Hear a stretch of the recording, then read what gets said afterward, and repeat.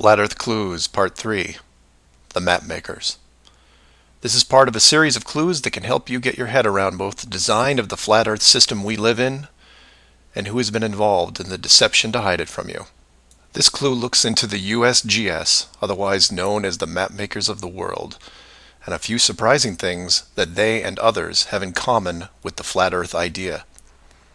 All the reference links are provided in the description below, and I encourage you to check them out. For those of you outside the United States, USGS stands for United States Geological Survey, a scientific branch of the U.S. government. Formed in 1879, and with the help of the ever-expanding American Empire, they quickly became the premier map makers of the known world. Currently, they have around 9,000 employees and an annual budget of over $1 billion a year.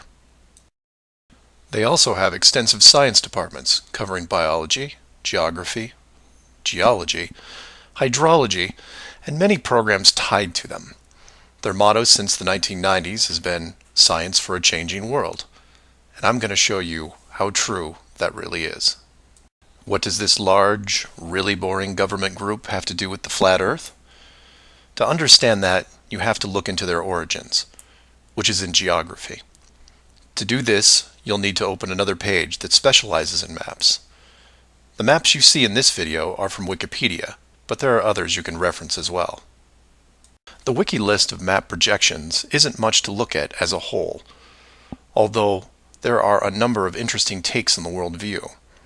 Not only do they have just about every perspective when it comes to the land we live on, but some detailed information on where the map originated, including name type, the origin or creator, and the year the map perspective was proposed.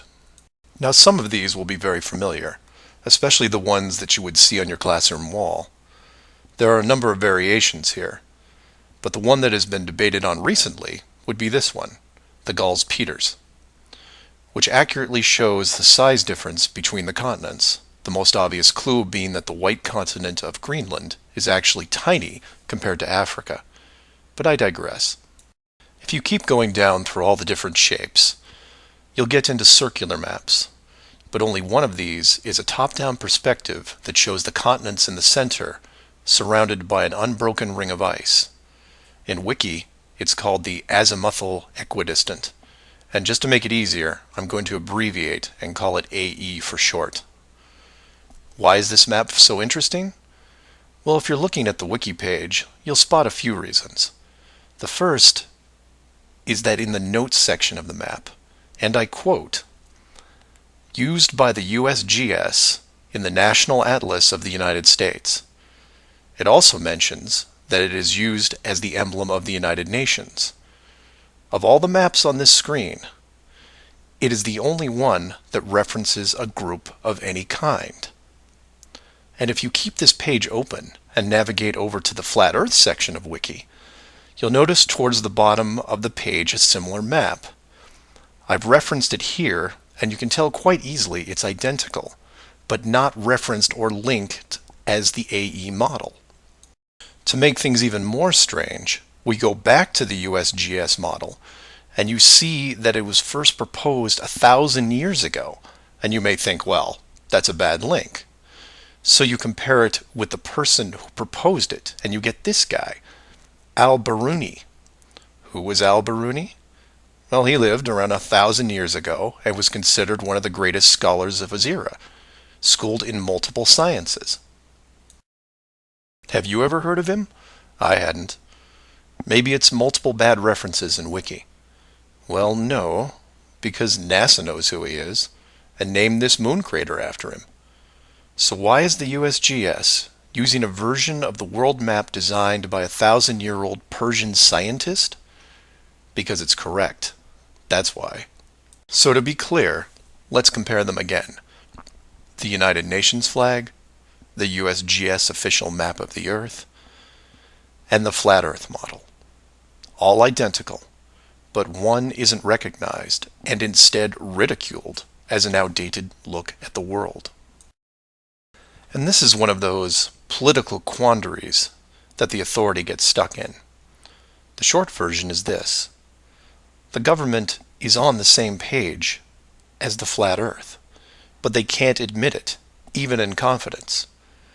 We know the Earth isn't flat, they say, but it really is. We know you use the same map as we do, but ours is just an image. And anyone who says differently is obviously crazy. It makes you wonder how long the USGS has been using that model as an official reference. The United Nations started using it for their logos in 1945, and then made some final adjustments in 1947. And the UN flag also raises a few questions, like, why isn't Antarctica represented on the map? Is it supposed to be assumed in the outer circle, or perhaps the spiky olive branches on the outside? They don't mention it anywhere online. And this is what I like to focus on: the gaps, the holes in the plot, the unanswered questions. The USGS using the same map as the flat Earth, but not saying why, not recognizing it, or that you can't link the very same image from the Flat Earth Wiki back to the actual AE definition of the projection. The authority figured out in the 1950s all of the borders of our enclosed world, and have done a great job hiding it over the decades. But the world's a complex place, and there are clues out there just lying around. I think it's time you saw some of them. So do some of your own research and ask questions. Please feel free to email me at msargent23@comcast.net or 303-494-6631.